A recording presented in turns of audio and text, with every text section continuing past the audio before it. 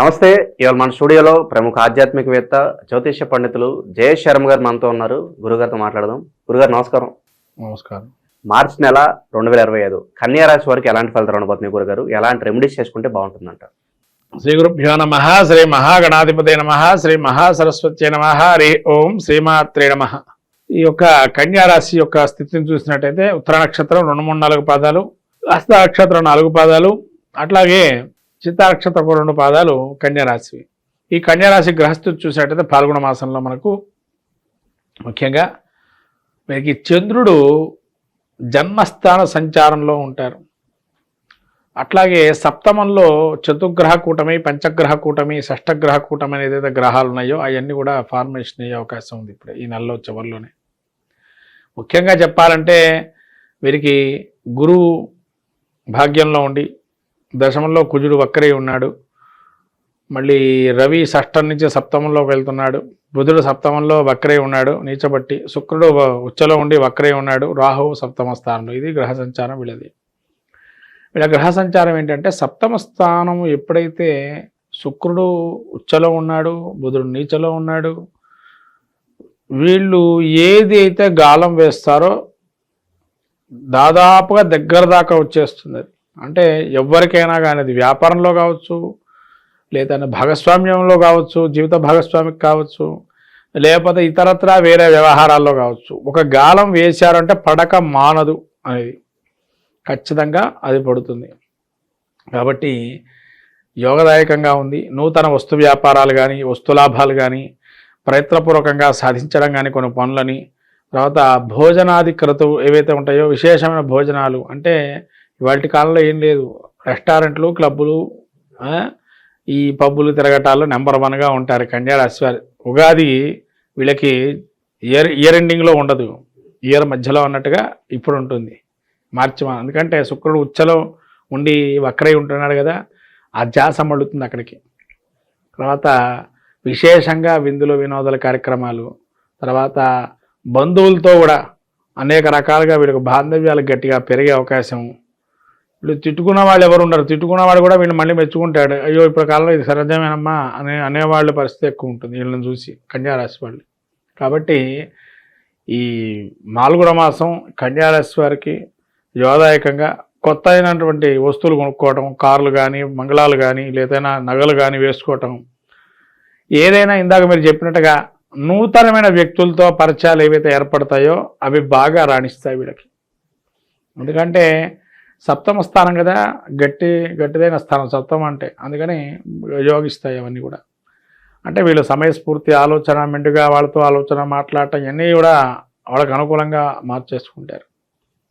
తర్వాత జన్మంలో కేతు ఉండడం వల్ల కొద్దిగా ఆగి ఉండటం కానీ, రిజర్వ్గా ఉండటం కానీ కొన్ని చేస్తుంటారు. అది ఎందుకు అనంటే మళ్ళీ ఎవరు ఏమనుకోకుండా చూడటానికి. అన్నీ చేస్తుంటారు కానీ ఏమి అనుకోకుండా చూడటానికి ఆ కేతు అక్కడ ఉండడం వల్ల రిజర్వ్గా ఉంటాడు, కానీ చేసే పని చేస్తుంటారు. అది వీళ్ళకు ఉండేటువంటి ఇబ్బంది. ఏది ఏమైనా కానీ కన్యరాశి గురువు కూడా యోగం ఇస్తాడు. కుజుడు ఒక్క వృత్తిలో, వ్యాపారంలో మాత్రం కొద్దిగా ఇబ్బంది. ఎందుకంటే వీళ్ళకు చాలా ఒత్తిడి ఎక్కువ ఉంటుంది వృత్తిలో. పోటీతత్వం కావచ్చు, లేతే తలకు మించిన భారాన్ని వీళ్ళే పెట్టుకోవచ్చు, లేదా వేరే ఉద్యోగస్తులు వాళ్ళు పనిచేసి వీళ్ళ మీద నెట్టేయటం, నేరారోపణ చేయటం కానీ, లేదా వీళ్ళు పనిచేస్తే వేరే వాళ్ళు కొట్టేయటం కానీ, అటువంటి పనులని అవన్నీ ఉద్యోగంలో కొన్ని విపరీతమైనటువంటి ఇబ్బందులు ఉన్నాయి. కానీ మిగతా అన్ని విషయాల్లో బాగుంది. ఉద్యోగంలో కొద్దిగా ఇబ్బందిగా ఉంది. విద్యార్థుల పరిస్థితి గురుగారు, మార్చి నెల ఎగ్జామ్ సీజన్, అలాగే విదేశాలకు వెళ్ళాలని ప్రయత్నిస్తూ ఉంటారు, వీళ్ళ పరిస్థితి ఎలా ఉండిపోతుంది? ఇంకోటి ఏంటంటే విద్యార్థులకు కూడా ఖచ్చితంగా వీళ్ళకు 6th సెన్స్ బాగా పనిచేస్తుంది. ఎందుకంటే గురువు బాగా ఉన్నాడు, సప్తమ స్థానంలో అన్ని గ్రహాలు ఉన్నాయి. కాబట్టి వీళ్ళు ఖచ్చితంగా రేపు వచ్చే ప్రశ్నని ఖచ్చితంగా అదే ప్రశ్న చదువుకుంటారు. అట్లాంటి స్థితికి ఉంటారు వీళ్ళు. చదువుకున్నదే అక్కడ అదే ప్రశ్న రావటం, అయ్యో ఆశ్చర్యం పోవటం వీళ్ళు అనేది వీళ్ళకి చూసే అవకాశం ఉంటుంది.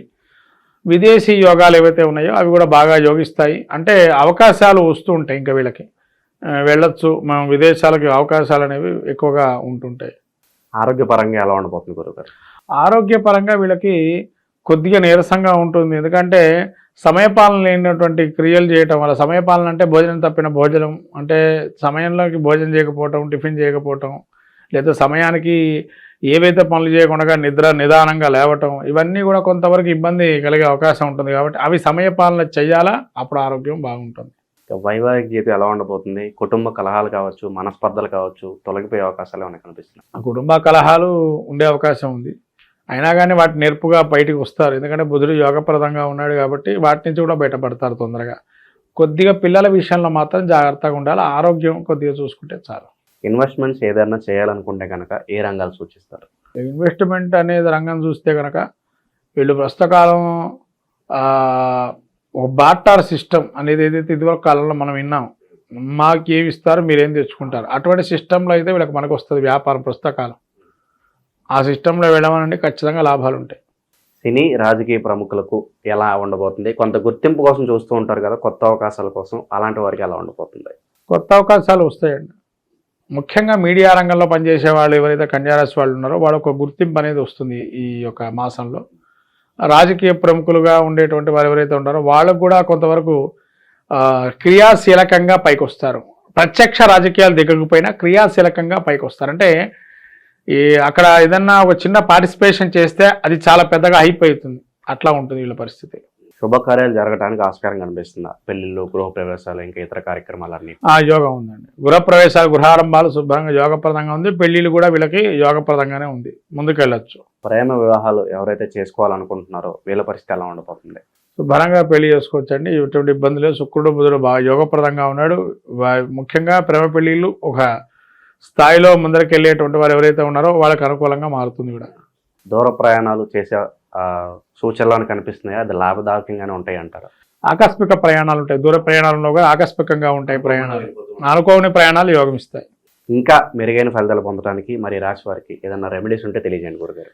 వెంకటేశ్వర స్వామి ఆరాధన, పద్మావతి అమ్మవారు ఆరాధన చేయటం, అట్లనే కాలభైరవుడికి ఆదివారం రోజు కాలభైరవ అష్టకం చదువుకోవటం వల్ల కాలం వీళ్ళకి అనుకూలంగా మారుతుంది.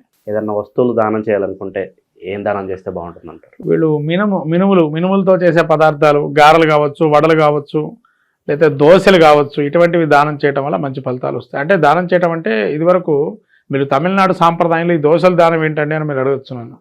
తమిళనాడు సాంప్రదాయంలో శ్రీరంగనాథుడికి పొద్దున్నే మినప దోశలు పెడుతుంటారు. ఎప్పుడంటే మనకు ధర్మమాసం సమయంలో. అట్లా దేవుడికి నైవేద్యం పెట్టి ఇప్పటికే వెంకటేశ్వర స్వామికి దోశల నైవేద్యం పెడుతుంటారు అక్కడ క్షేత్రంలో, తిరుమల క్షేత్రంలో కూడా. అలా స్వామివారికి దోశలు అంటే ఇష్టంగా చేస్తుంటారు సాంప్రదాయంలో. అంటే అక్కడ మనం చూసాము కాబట్టి ఇలా బాగలేని వాళ్ళకు కూడా ఈ విధంగా కూడా ఈ ఏదైనా పదార్థాన్ని, తినే పదార్థాన్ని ఇవ్వటం వల్ల కూడా కొంతవరకు వాళ్ళకి ఆశీస్సుల వల్ల ఆ గ్రహం యొక్క ప్రభావం తగ్గుతుంది. మొత్తం మీద ద్వాదశ రాశులు ఈ యొక్క పాల్గొన మాసంలో మనం చూస్తే ప్రతి రాశి వారికి ఒక్కొక్క ప్రక్రియ చేసుకోవటం వల్ల మెరుగైన ఫలితాలు ఉంటాయి. కాబట్టి ద్వాదశ రాశుల వాళ్ళు మనకు రాబోయే మాసంలో మనకు చెప్పాలంటే లక్ష్మీ జయంతి అంటారు, దాన్నే హోలికా ఉత్సవం అంటారు. మనకు శివపురాణంలో చాలా అద్భుతంగా ఉన్న ఘట్టం రతి మన్మధులు ఏదైతే ఘట్టం ఉంటుందో ఆ ఘట్టాన్ని ఎవరైతే పారాయణ చేస్తారో సకలమైనటువంటి నరదృష్టి దోషాలు పోతాయని మనకు శివపురాణం చెప్పబడుతుంది. కాబట్టి శివపురాణం మనకు ఏదైతే ఉందో అందించిందో కామదహనాన్ని ఏదైతే చేస్తారో ఆ మనకుండేటువంటి కీడుని మొత్తం కూడా దాన్ని తొలగింపజేసేటువంటి ఆ విభూతిని కనుక పెట్టి దానికి ప్రదక్షిణాలు చేసుకొని తద్వారా మనకు సంతానాన్ని కానీ మనకు కానీ మంచి కలగాలని, ప్రతి విషయంలోనూ కూడా మనకు మంచి అనుభూతులను ఇవ్వాలని కోరుకోవడానికి ప్రయత్నం చేయండి. కామదహనంలో పాల్గొనండి. అట్లానే లక్ష్మీ జయంతి రోజున ఎవరైతే పౌర్ణమి వేళ జరుగుతుంది, ఈ లక్ష్మీ జయంతి రోజు అమ్మవారికి కమలా పూలతో అర్చన చేసుకోవటం, తామర గింజలతో జపం చేయటం, తామర గింజలతో హోమం చేయటం, తేనెతో అమ్మవారికి అభిషేకం చేయటం లక్ష్మీ జయంతి రోజు చాలా అద్భుతంగా ఉంటుంది. ఈ యొక్క ప్రక్రియలు చేయండి. ఇంకా పాల్గొన మాసంలో నరసింహ క్షేత్రాలు దర్శనం చేసుకోవటం వల్ల స్వామివారి తిరునక్షత్రంగా చెప్పబడింది కాబట్టి ఈ నరసింహస్వామికి ప్రత్యేకంగా ఈ పాల్గొన మాసంలో అద్భుతంగా బ్రహ్మోత్సవాలు అనేక రకాలుగా జరుగుతుంటే ప్రతి ప్రసిద్ధ క్షేత్రాల్లో ఆ క్షేత్ర దర్శనం చేసుకొని సాక్షాత్తు లక్ష్మీనారాయణ స్వరూపమైన నృసింహస్వామి యొక్క అనుగ్రహాన్ని పొంది సకల విజయాలు సాధించడానికి ప్రయత్నం చేయండి ద్వాదశ రాశుల వారు. శ్రీమాత్రే నమః.